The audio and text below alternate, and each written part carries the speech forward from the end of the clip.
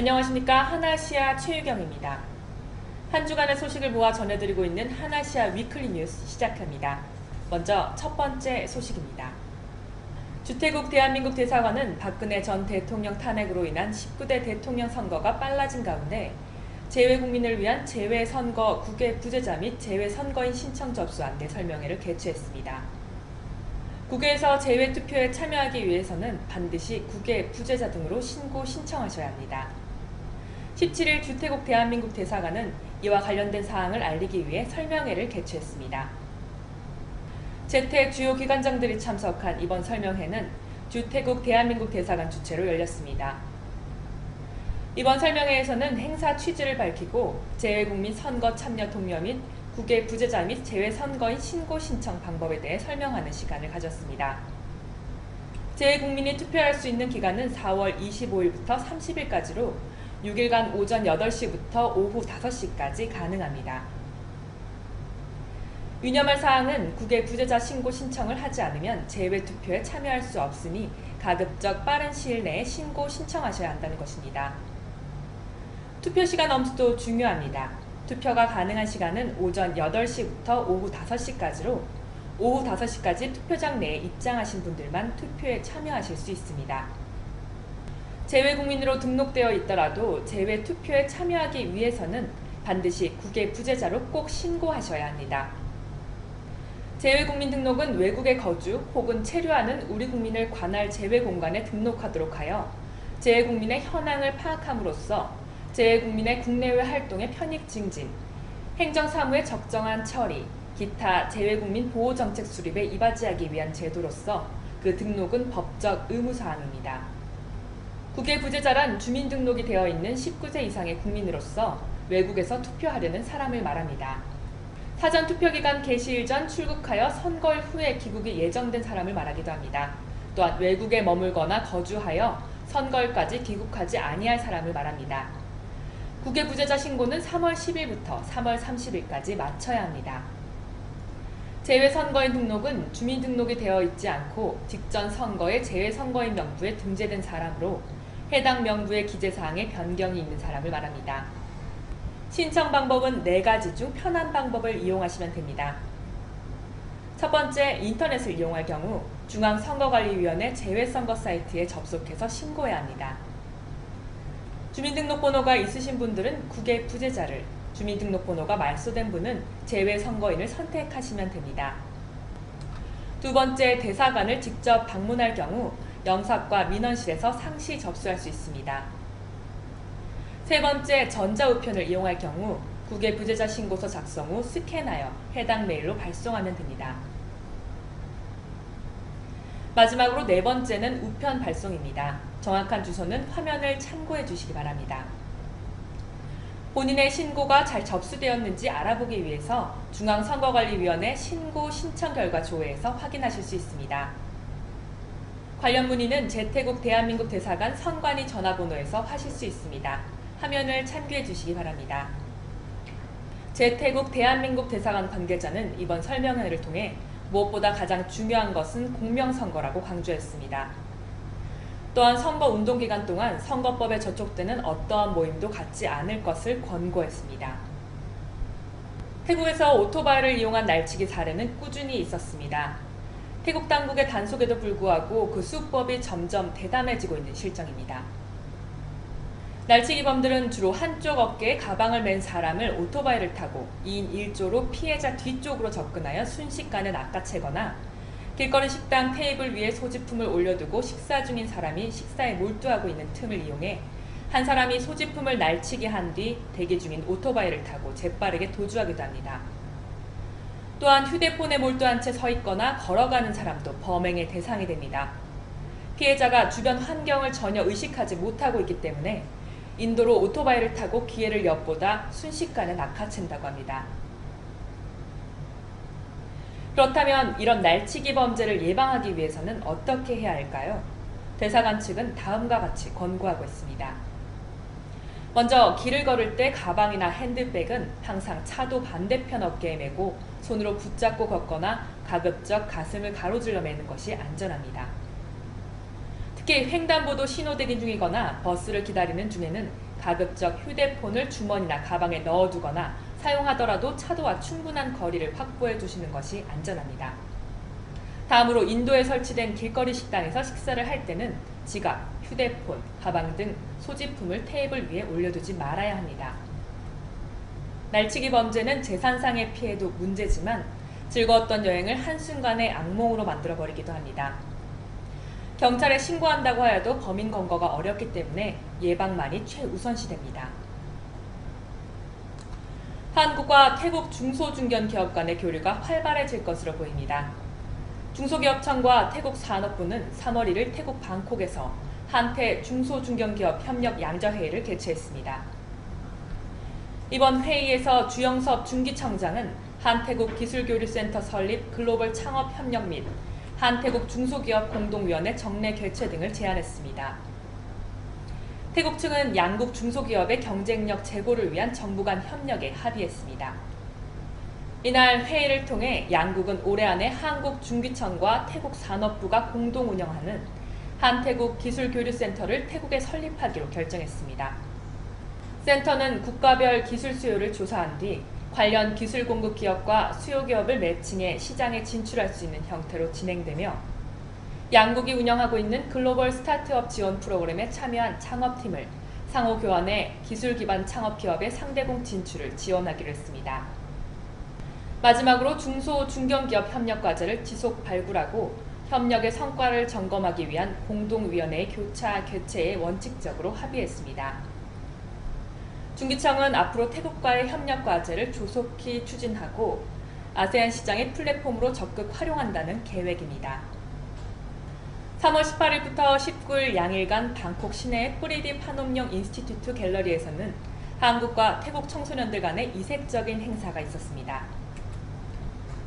이번에 열린 행사는 한국, 태국 양국 청소년들이 함께 참여한 한국, 태국 청소년 아트페어입니다.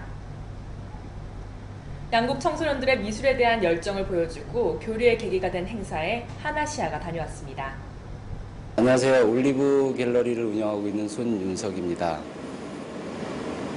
오늘 행사는 어떤 행사인지 간단한 소개와 취지 부탁드리겠습니다. 태국에 살고 있는 우리 한국 아이들이 본의 아니게 여기서 살게 된 경우도 있고 또 유학으로 온 학생들도 있는데 여기 타국 낯선 나라이다 보니까 많이 위축되어 있고 그러다 보니까 이제 그 활동하는 게 범위가 굉장히 좁고 그래서 특히나 태국이라는 나라는 음악 쪽에는 많이 활동하고 있는데 미술 쪽에는 많이 좀 활동을 하는 게 없어서 그래서 아이들하고 같이 모여서 이렇게 미술 전시를 하게 됐습니다. 양국 청소년들 간의 꾸준한 문화예술 교류를 위해 가장 필요한 것은 무엇일까요? 일단 한국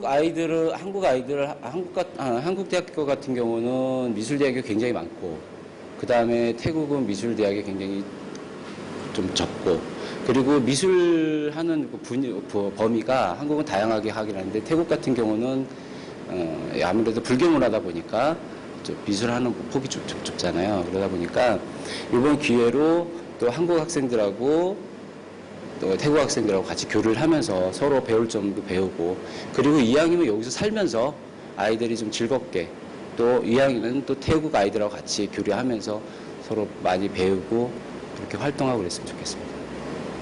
이번 행사를 준비하시면서 어려웠던 점이나 앞으로 발전 방향이 제가 생각하기에는 이제 청소년들이 미술 교류를 하는 거에 있어서는 뭐 많이 활동되어 있던 것 같지 않고 많이 되어 있는 것 같지는 않은데 아무래도 갑자기 준비하고 태국 학생들에게 태국 사람들에게 많이 홍보가 되지 못해서 많이 참여를 못한 것 같아요. 그래서 좀 더 이번 기회를 해가지고 많이 홍보가 됐으면 좋겠고 그리고 이 아트페어라는 자체가 미술뿐만이 아니라 음악 공연까지 다 같이 해서 다음번에는 이제 그런 큰 행사를 했으면 좋겠고 아무래도 어려운 점은 학생들 중심으로 움직이다 보니까는 뭐 전시회장이라던가 공연장이라던가 아니면 여러 세팅하는 부분에 대해서 재정적인 게 조금 이제 부족한 부분이 있긴 하죠. 그래도 이번에는 학생들이 같이 자기가 자비로 조금씩 모아서 행사를 하게 됐거든요. 그래서 내년에는 이제 다음 행사에는 좀 더 많은 분들이 좀 협조를 해주셔가지고 좀 더 우리 한국 아이들이 태국 아이들하고 교류도 많이 하고 그래서 저 굉장히 즐겁게 태국 생활을 했으면 좋겠습니다. 오늘 인터뷰 감사드립니다. 감사합니다. 본인 소개와 작품 소개 부탁드립니다. 안녕하십니까. 저는 ICS라는 국제학교에 다니고 있는 최지호입니다. 이번 행사에 어떻게 참여하시게 되셨습니까? 이번 행사는 다른 회장 친구랑 같이 태국 아이들과 한국 아이들을 모아서 이제 미술 전시회를 하기 위해 같이 교류도 하고 작품에 대한 어떤 생각 같은 것도 나누며 시간을 보내고 그것을 계기로 하여서 이렇게 전시회를 하게 되지 않았나 합니다.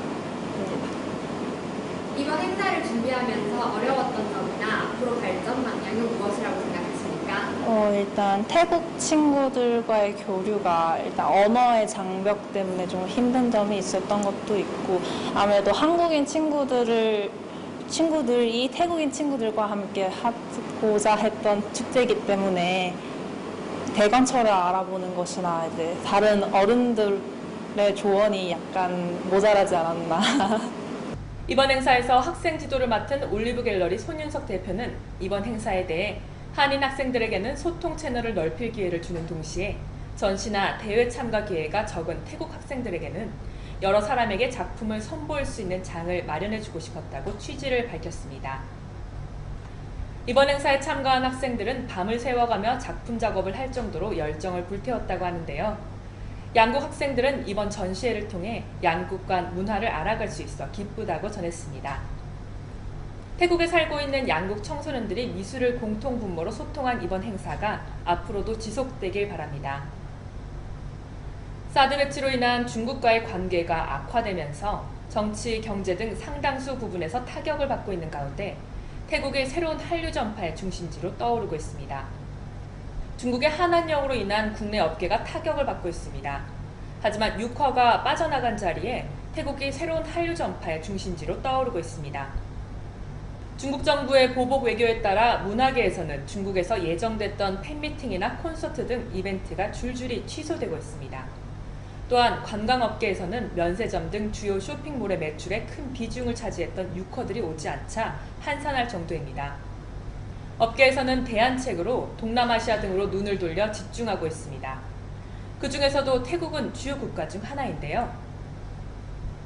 작년 10월 푸미폰 국왕의 서거 이후 1년 동안의 애도 기간을 갖고 있는 태국이지만 서거 100일이 지나면서 국내 스타들이 출연한 현지 드라마나 영화들이 개봉하기도 하고 한류 스타들이 태국에서 팬미팅을 갖는 등 한류 전파에 적극적으로 임하고 있습니다.